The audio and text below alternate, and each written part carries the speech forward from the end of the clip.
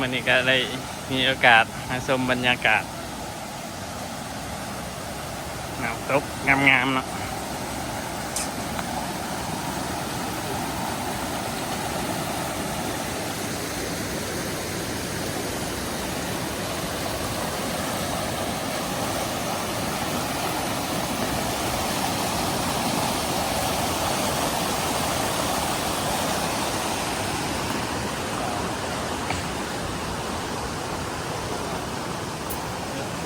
นะครับทีมงานกัดสวรรค์ว่าริมน้ำอากาศหนาวก็บ่วันสำหรับน้ำหมักเบิด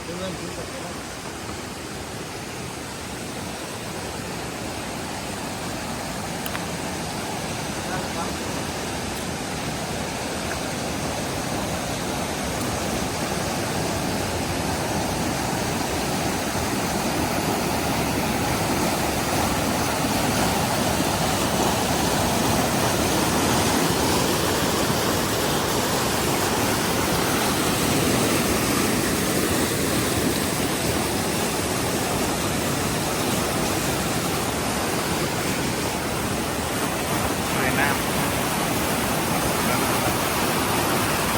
งามแห่งเด้อ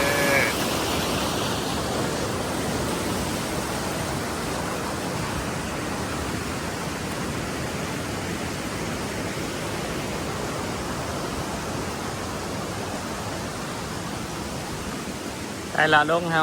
ครับ ละลง ไอ้ย่าเป็นจักรบ่ เป็นกราฟทั้งนั้นเลยเอาละลงไป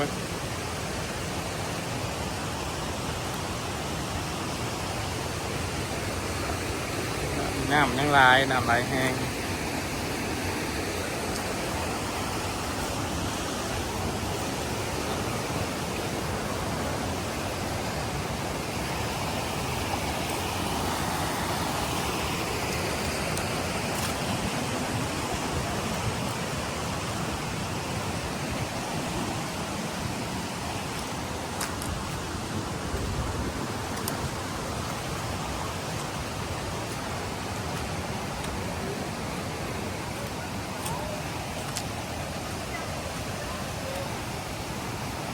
บางบ่อนเราก็ตัดไว้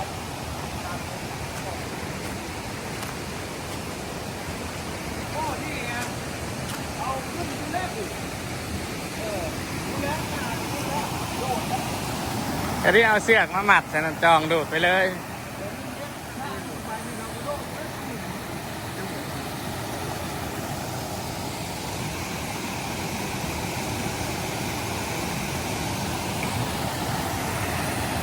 เอาเสือกได้มาหมัดแคนโอนไว้กลาง เอาหน้ามายันนี่แล้ว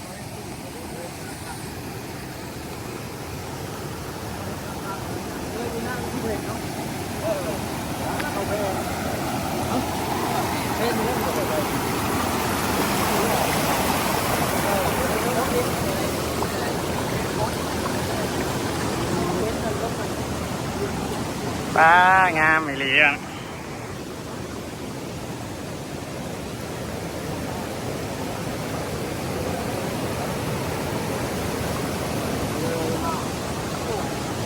งามใส